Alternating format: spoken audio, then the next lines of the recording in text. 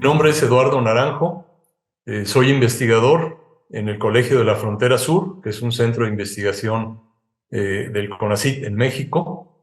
Llevo aproximadamente 30 años trabajando con los tapires y unos 40 trabajando con fauna silvestre en México.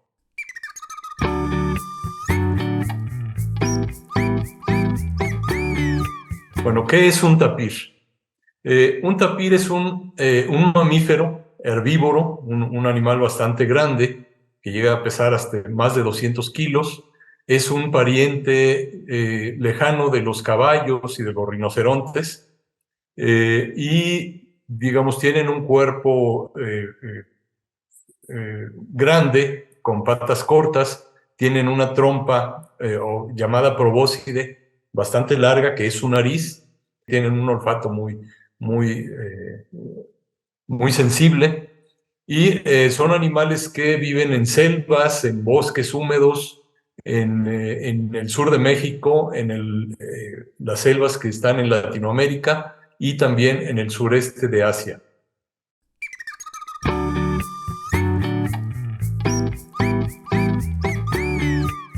¿Cuántas especies existen de tapires en el mundo? Se reconocen 4 especies. La primera es el tapir malayo, que es el que se ve en esta figurita, que se alcanza a ver aquí. Es el tapir más grande de todos, vive en las selvas del sureste de Asia, allá por Indonesia, Malasia, Tailandia, y es un animal que únicamente se distribuye en esa parte del mundo, en selvas, bosques tropicales de esa región del planeta. Las otras 3 especies de tapires están en el continente americano.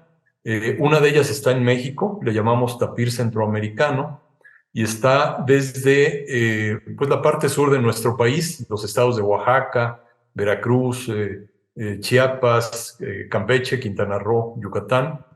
De ahí hacia el sur, toda Centroamérica, y llega hasta el norte de Colombia. Es decir, es una especie que está en la parte central de América.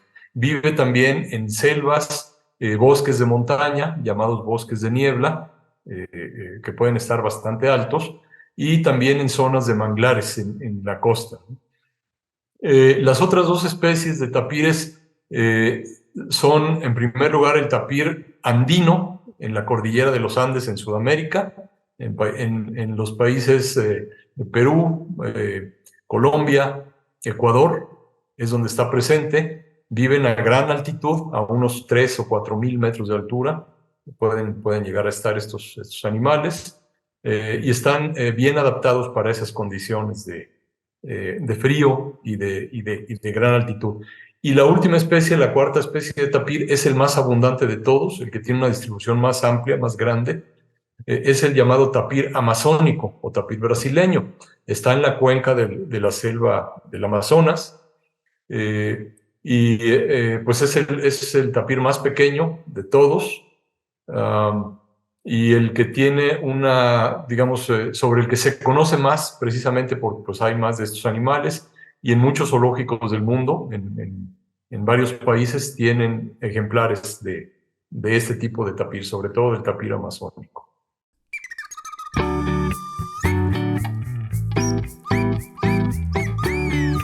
Bueno, ¿hay muchos tapires en México? Pues no, en realidad este es un animal, este es un mamífero en peligro de extinción, quiere decir que no quedan muchos ejemplares. Hemos calculado, con los estudios que hemos hecho ya por muchos años, en México y otros países, que probablemente en nuestro país quedan unos 2.500, 2.600 tapires, más o menos. La mayor parte de ellos están en el estado de Campeche, que es donde hay más selvas, en el estado de Oaxaca, que tiene también un área de selvas bastante grande en la parte sur, los Chimalapas, en el estado de Chiapas y en el estado de Quintana Roo, es donde se concentran la mayor parte de los tapires que quedan en México.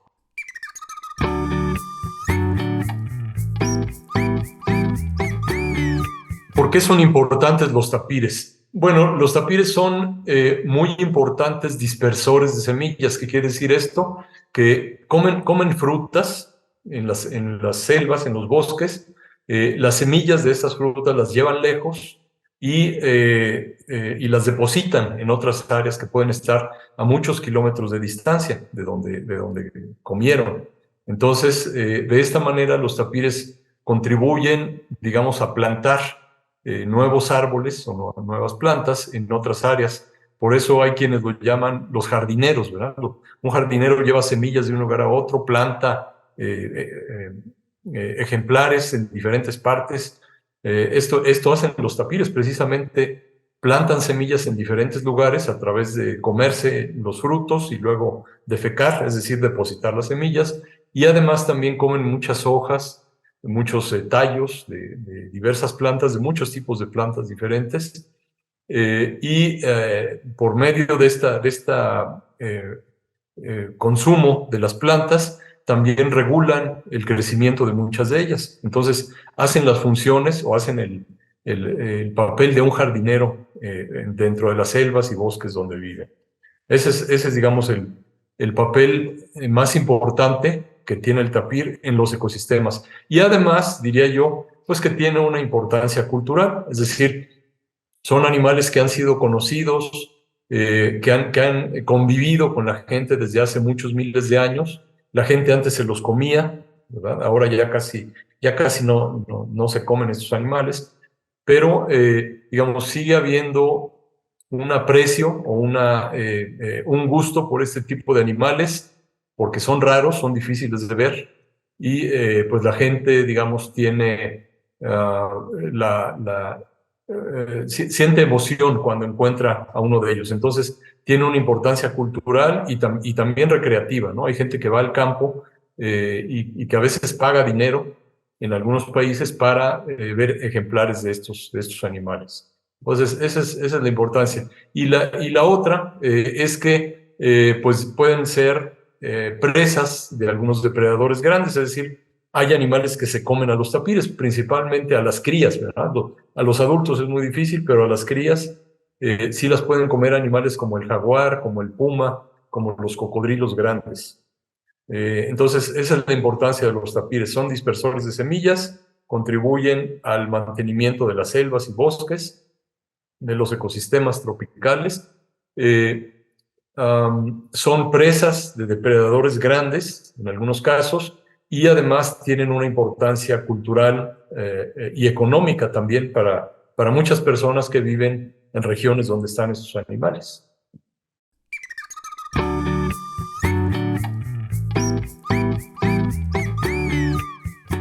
Bueno, ¿qué tipos de estudios se hacen con los tapires?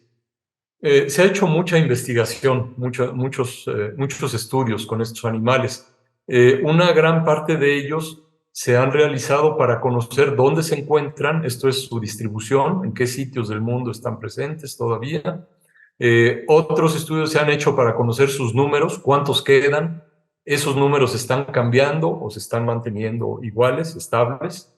Esa es otra parte de la investigación que se hace mucho. ¿Cuáles son sus movimientos? ¿Verdad? Se les ponen a veces aparatos que les llamamos radiocollares, aparatos en el cuello que van mandando señales a un satélite y a través de esas señales se puede conocer dónde estuvo presente el animal en diferentes días y en diferentes horas. Entonces, se hace investigación para conocer sus movimientos. Me ha tocado hacer estudios de este tipo y además también sobre sus hábitos de alimentación, es decir, qué comen, en dónde, cuándo, cómo, en fin, qué impacto tiene ese consumo de semillas y de plantas sobre la vegetación donde están viviendo. También hemos hecho estudios sobre la cacería, es decir, qué tanto la gente en algunas partes de México y de otros países siguen cazando a los tapires para comérselos o por alguna otra razón. Y también hay investigaciones sobre temas de salud de estos animales. Los veterinarios, sobre todo, hay varios muy interesados en conocer cómo se encuentran, ¿no? Si tienen enfermedades o parásitos o si están sufriendo problemas genéticos, es decir, de que estén siendo más vulnerables ante enfermedades o ante los cambios que está teniendo su hábitat, el ambiente donde viven. de lo cual también hablaré más adelante.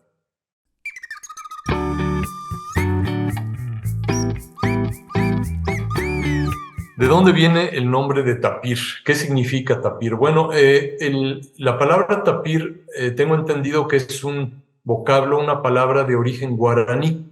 El guaraní es un idioma indígena de Paraguay, en Sudamérica. Entonces, los guaraníes llamaban a estos animales que ellos veían pues en sus selvas tapires, y ese nombre se propagó por diferentes países y regiones del mundo. Entonces, en México también adoptamos ese nombre de tapir, pero la gente en el campo, en México, casi no le llama tapir, le llaman danta, ¿verdad? Danta. O anteburro, le llaman en el estado de Oaxaca, por ejemplo, y en Veracruz. ¿Por qué le llaman danta? Pues danta es una palabra española antigua que significa cuero o piel gruesa, ¿verdad? Entonces, estos animales tienen piel muy gruesa y ese nombre antiguo de danta, pues hace alusión, se relaciona con este cuero o piel tan gruesa que tienen los tapires principalmente.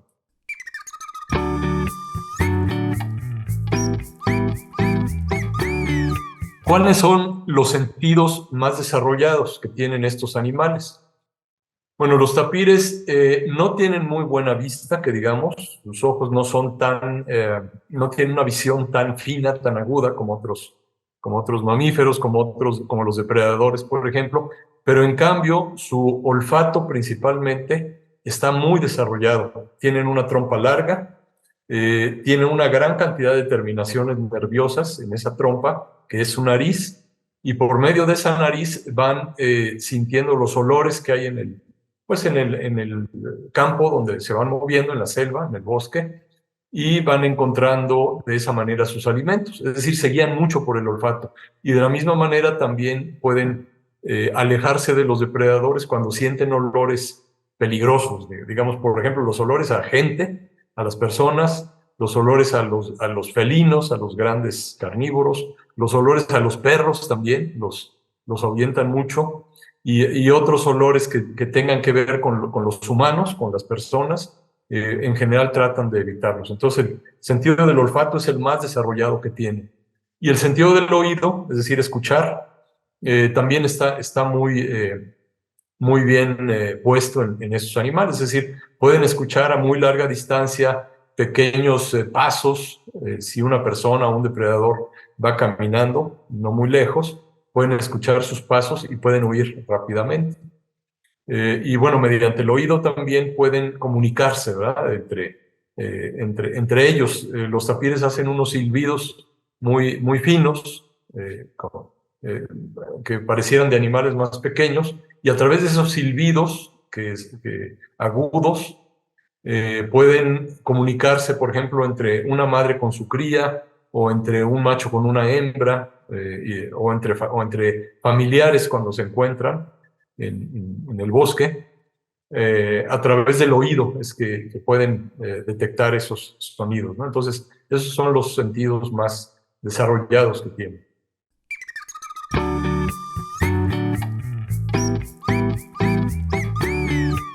¿Los tapires toman agua con su trompa o con su boca? Bueno, en realidad la trompa o proboscis, como le llamamos los biólogos, a la nariz del tapir, es larga, sí, y es flexible. Con ella pueden, digamos, sujetar o atraer ramas, hojas que van a comerse, pero no es tan hábil como por ejemplo podría ser la trompa de un elefante. Los elefantes sí pueden tomar agua con su trompa, pueden casi usarla como una mano. Esa trompa es muy sensible. Los tapires no llegan a ese punto. No tienen tanta habilidad con su trompa, pero sí pueden jalar hojas vegetales, pueden olfatear si el agua parece limpia, en fin, pero básicamente toman agua con la boca.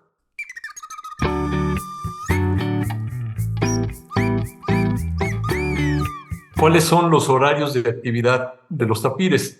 En general, lo que hemos encontrado, quienes hacemos estudios de estos animales, es que son más activos durante la noche. Es decir, durante el día pasan la mayor parte del tiempo descansando, eh, o dentro del agua, les gusta mucho el agua, por ejemplo, en lagunas, en ríos, en arroyos, en estanques o charcos. A los tapires les gusta mucho estar ahí, sobre todo en las horas que hace más calor, ¿no? Recordemos que la mayoría de los tapires viven en áreas calientes, en selvas tropicales.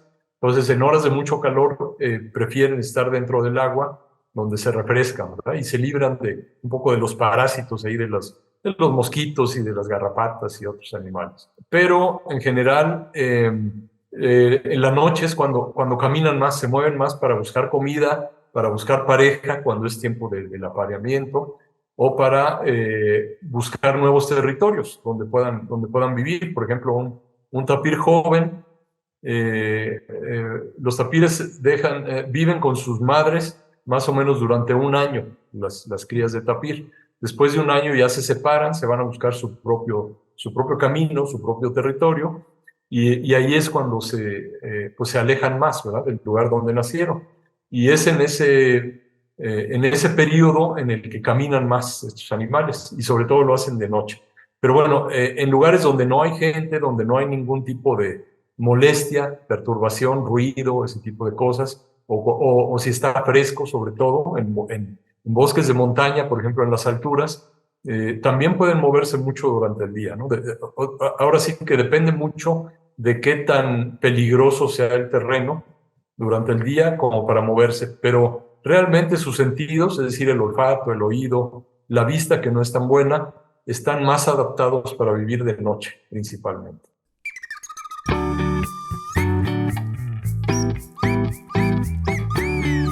¿Cuánto puede caminar un tapir durante una noche? Bueno, pues es sorprendente. En algunas investigaciones que hemos realizado, a veces los tapires no caminan más de unos 200 o 300 metros, porque hay mucha comida en un sitio cercano, ¿verdad? Es decir, otra vez dependerá de qué tanta necesidad tenga de comer o de buscar pareja o de moverse a otro lado. Cuando los tapires se están moviendo para buscar nuevos territorios, ahí sí pueden caminar varios kilómetros en una noche, ¿no? 10, 15 kilómetros, bien podrían caminarlos sin mayor problema durante una noche, pero lo más frecuente, lo más común, es que no caminen más que quizá 1 o 2 kilómetros si el ambiente, si el hábitat, es decir, la selva o bosque donde viven, tiene bastante comida, tiene bastante agua, no tienen necesidad de moverse bastante, ¿no? Pero realmente su capacidad para caminar en la selva o en el bosque es muy grande y podrían moverse muchos kilómetros si se da la necesidad.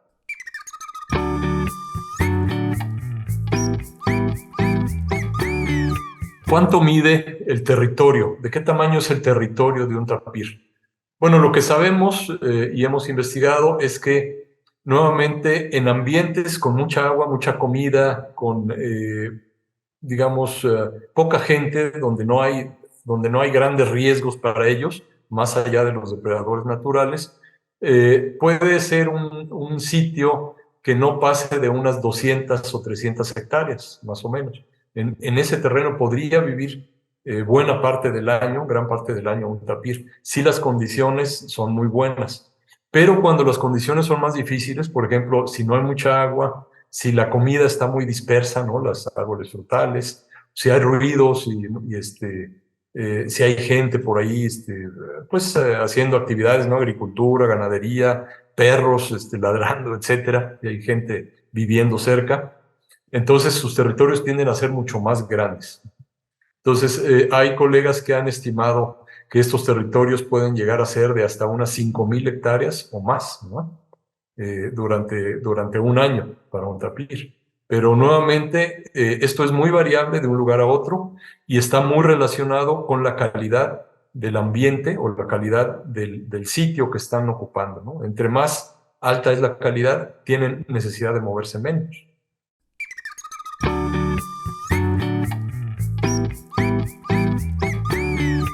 ¿Cuál es el mecanismo de defensa de los tapires contra sus depredadores? Bueno, los depredadores naturales, como decía hace un rato, son principalmente el jaguar, el puma, los cocodrilos. Y en el caso del tapir andino, allá en la cordillera de los Andes, a veces los osos andinos, ¿verdad? Que viven allá también. Pero principalmente los vulnerables son las crías, ¿verdad? Los tapires jovencitos o jovencitas. Cuando están pintitos y pequeños es cuando son más vulnerables. Y lo que hacen estos animales para defenderse de los depredadores de manera natural es, bueno, precisamente el color que tienen las crías, que es rayadita, ¿verdad? Con un fondo oscuro o rojizo, con unas líneas blancas o amarillentas que tiene a lo largo de su cuerpo, le permiten confundirse un poco con el piso del bosque. ¿Sí? Como en el bosque, la selva, la entrada de luz no es muy grande, hay muchos árboles arriba, entonces entra poca luz y entra filtrada en pequeños huequitos, en pequeños ventanitas de luz, ¿no? Y ese efecto que se proyecta en el piso de la selva o del bosque es muy parecido al patrón de manchas que tienen las crías. Entonces se confunden, ¿no? Se confunden un poco con el piso del bosque si se quedan quietos y sin hacer ruido. Cuando el riesgo es muy alto, entonces las mamás, es decir, la hembra de tapir, es la que va a defender a la cría y pueden defenderla de una manera muy fuerte, ¿no? Muy agresiva. Hay personas que han llegado a ser mordidas por tapires en el campo y la mayoría de las veces ha sido porque era una hembra con una cría pequeña de tapir que se sintió amenazada.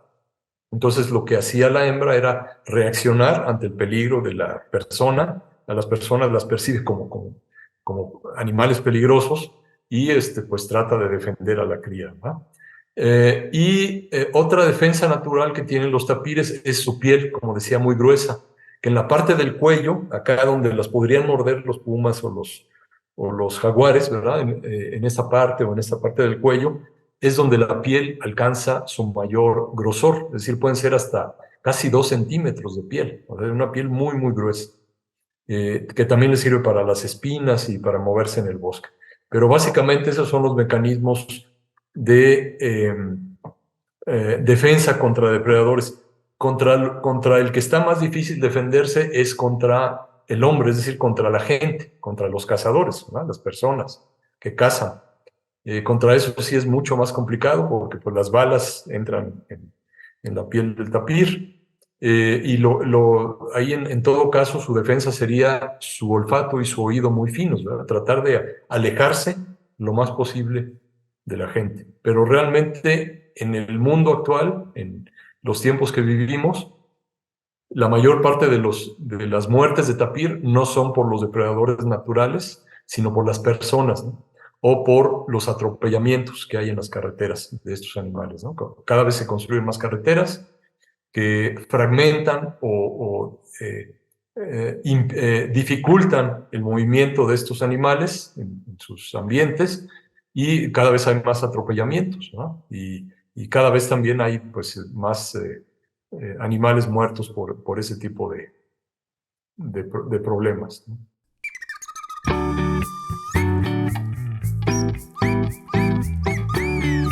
Los machos cuidan a las crías, pues no, en realidad no se ha tenido información de que los machos estén cerca de las crías. Casi siempre, bueno, más bien siempre se ha visto que son las hembras. Los machos únicamente se aparean con las hembras quedan preñadas, quedan cargadas. Después de un año más o menos nace una cría, 13 meses, un poquito más de un año nace una cría. O sea, tarda mucho el embarazo o la gestación en las hembras de tapir, y los machos realmente no tienen mayor participación en esto. Es decir, ellos se mueven por su lado, andan más bien solitarios casi todo el año, y en general no se ha visto que protejan a las crías.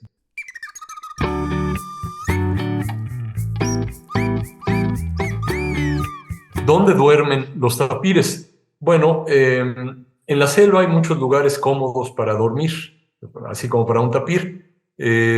Buscan en general lugares frescos, bien sombreados, ¿verdad? Donde no entre el sol en general.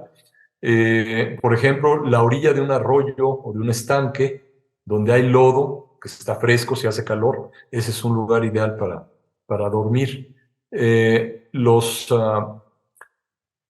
los huecos que se forman entre raíces de árboles muy grandes o de plantas muy ramificadas, por ejemplo, como carrizos o cañabrava, le llaman la gente en el campo, plantas de este tipo que crecen a la orilla de las lagunas, de los ríos, arroyos, en fin.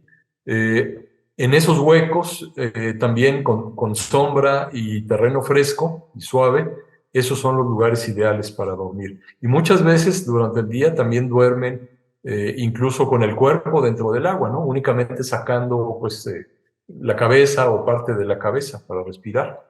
En realidad les gusta mucho el agua y casi siempre pasan el tiempo muy cerca de ella, ¿no? Entonces, esos son los lugares donde duermen más frecuentemente.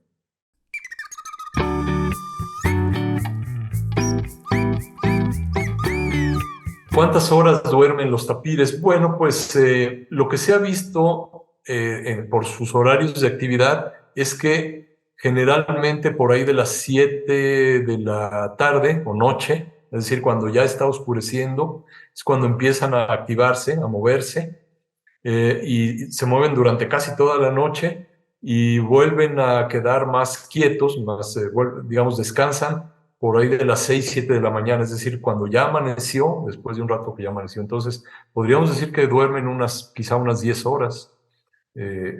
También nuevamente, si hace mucho calor, probablemente duerman más, quizá 12 horas o hasta más, ¿no? En lugares muy calurosos. Pero si está fresco, unas 10 a 12 horas, unas 10 horas diría yo, creo que es lo más frecuente para estos animales, ¿no?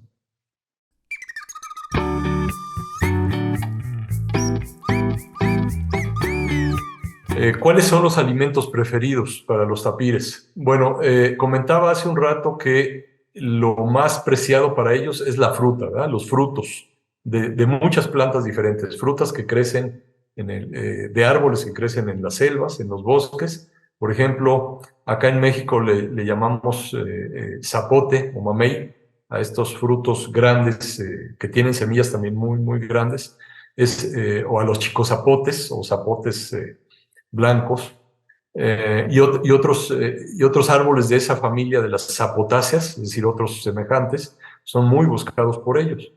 Las anonáceas también, es decir, la guanábana, la papaúsa, la chincuya y otras plantas de esa familia, anonas o anonáceas, también son muy buscadas, ¿no?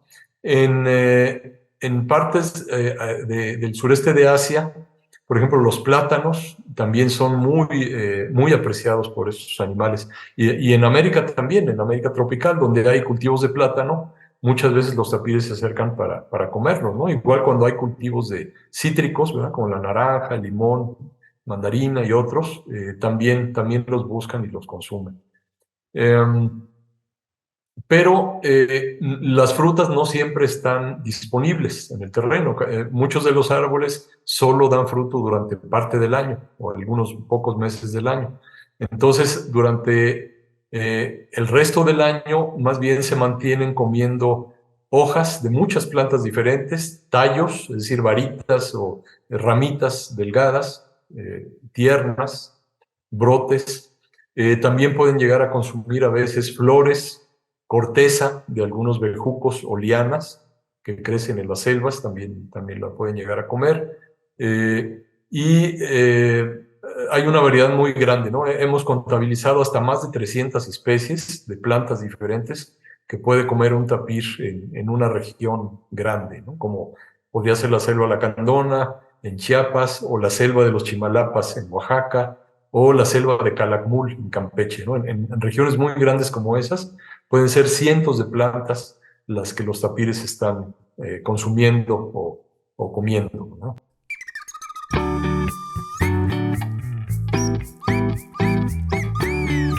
Bueno, ¿cuánto puede llegar a comer un tapir en un día? La cantidad o el peso que puede llegar a comer, pues es de varios kilos, ¿no? En los zoológicos es donde se ha hecho este tipo de estudios, porque en el campo es muy difícil, digamos, calcular el peso de lo que comieron es complicado, pero en un zoológico sí se puede hacer y pues se puede pesar exactamente cuánto se le puso y de eso cuánto comió durante el día. Recuerdo que pueden llegar a ser hasta unos 20 kilos, más o menos, ¿no? Que podría ser algo así como 10% de su peso, ¿no? O un poquito menos del 10%. Les decía, estos animales pueden llegar a pesar hasta más de 200 kilos, 250, por ejemplo. Entonces, pueden llegar a comer unos 20 kilos al día, sobre todo si es hierba, ¿no? Entonces, son hojas. Cuando se comen hojas, como se obtiene menos energía y menos proteína, se requiere comer un volumen más grande. Cuando son muchas frutas, cuando hay mucha fruta disponible, probablemente sean menos kilos. Tal vez con la mitad es suficiente, porque las frutas dan mucho más energía, más azúcar, más... digamos, es un alimento que les da, que les permite moverse con volúmenes menores en general.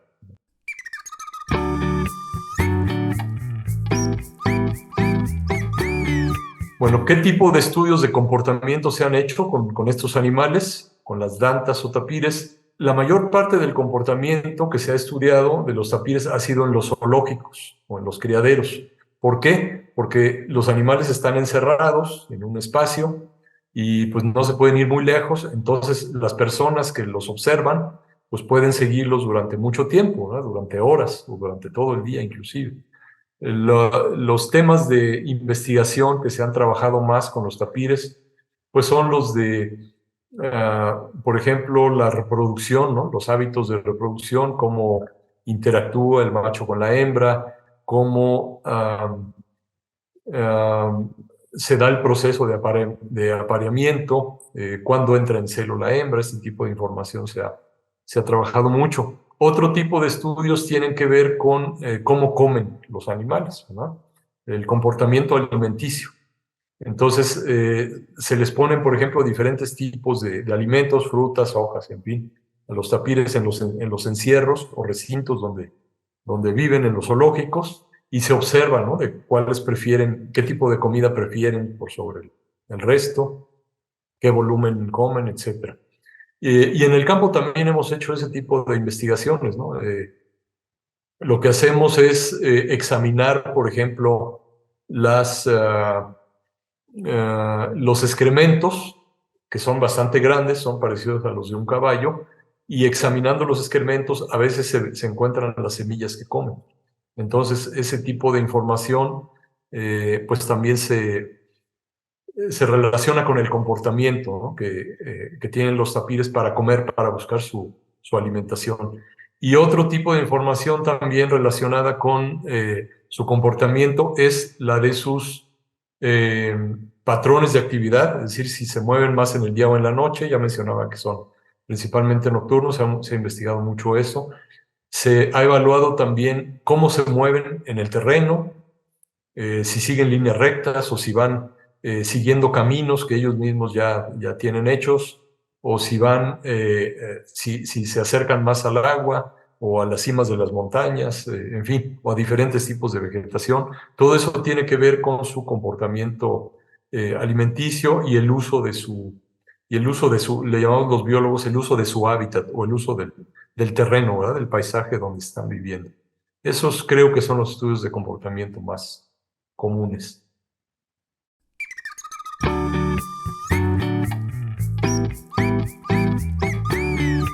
Los tapires hacen mapas mentales para recordar dónde está su comida o el agua. Sí, es probable que lo hagan. Esto no se ha investigado todavía, hasta donde sabemos, pero es muy probable que, como en otros animales, por ejemplo en los elefantes o en los rinocerontes, incluso en los caballos, que sí tienen, digamos, partes en su cerebro, partes en su memoria, donde guardan información de dónde encontraron comida o agua de buena calidad. Y luego, a través de los sentidos, el olfato, el oído principalmente, se guían para encontrar más tarde esos mismos sitios y recorrerlos en diferentes épocas del año pues para buscar, ya sea agua o comida, ¿no? Entonces es muy probable que sí tengan esos mapas mentales, pero no se ha confirmado, no se ha hecho investigación sobre ese tema, porque en el campo, decía, es muy difícil realizarlo, ¿no?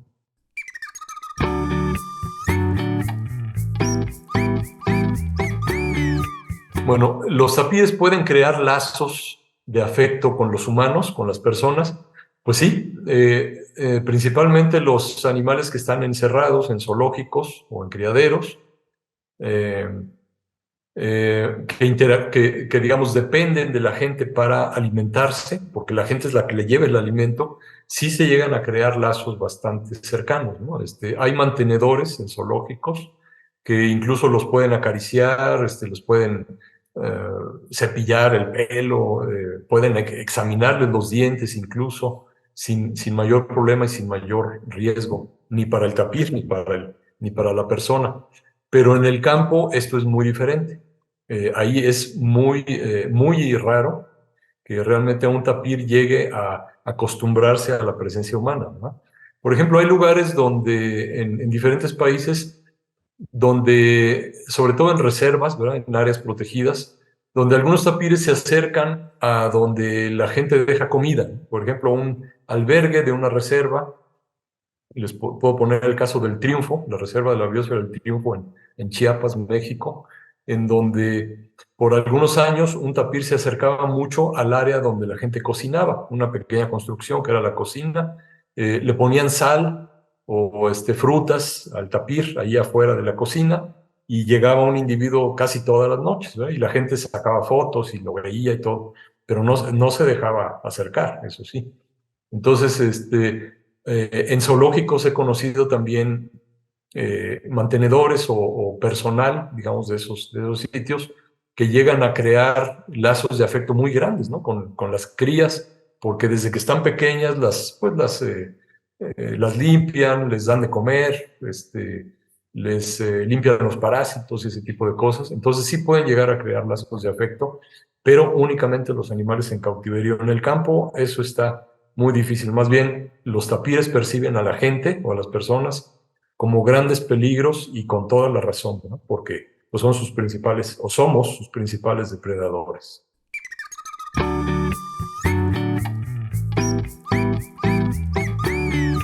¿Cómo hacen los investigadores para capturar a los tapires en el campo, para hacer estudios? Bueno, esto es muy complicado. Se han probado muchos métodos, trampas de diferentes tipos, por ejemplo, jaulas, ¿no? Hechas con metal o con madera, en donde se pone un mecanismo con un lazo o con un hilo, de manera que cuando entra el tapir al que se le puso comida adentro, mueve con sus patas ese hilo o ese lazo y se cierra una puerta, ¿verdad? Esos métodos no son muy eficientes, no son muy exitosos, pero bueno, se han probado y se han usado en diferentes partes del mundo.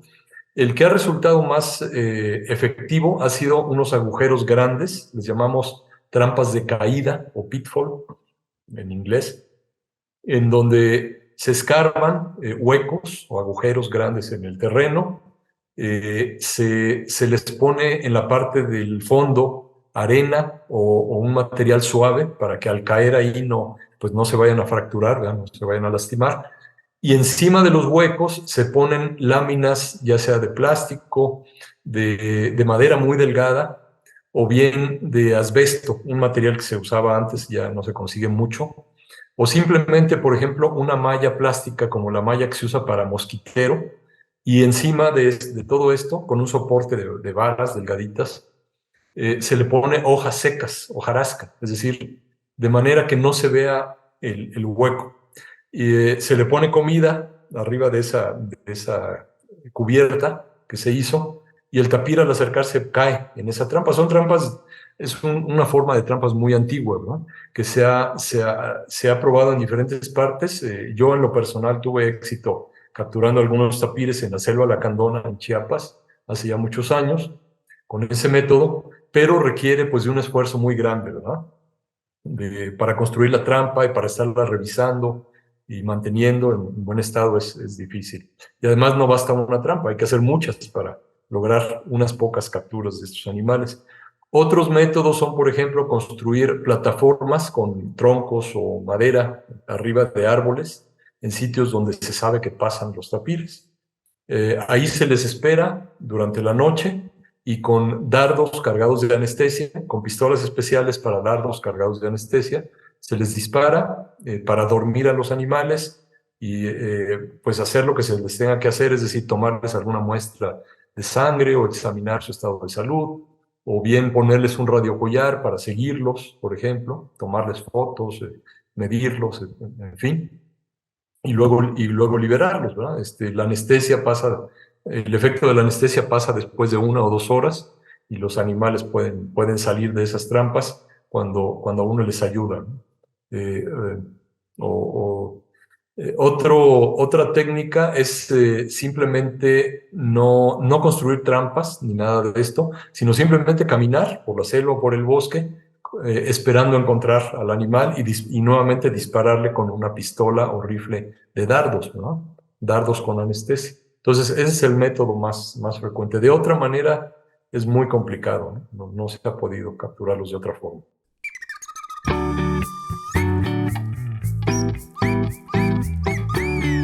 ¿Cuántas personas se necesitan para cargar un tapir? Bueno, si un tapir pesa 200 o 250 kilos, es como si fuera un becerro, ¿verdad? Una vaca pequeña, pues se requerirían por lo menos unas 4 personas, diría yo, para poderlo cargar, ¿no? Tal vez más. Pero bueno, para cargarlo, pues tendría que estar dormido, ¿no? Un tapir despierto no se va a dejar eh, manipular, aun cuando se le inmovilice la boca para que no muerda. Son animales muy fuertes y yo creo que ni 4 personas podrían mantenerlo quieto, ¿no? Tendría que dormirse primero para poderlo cargar o mover.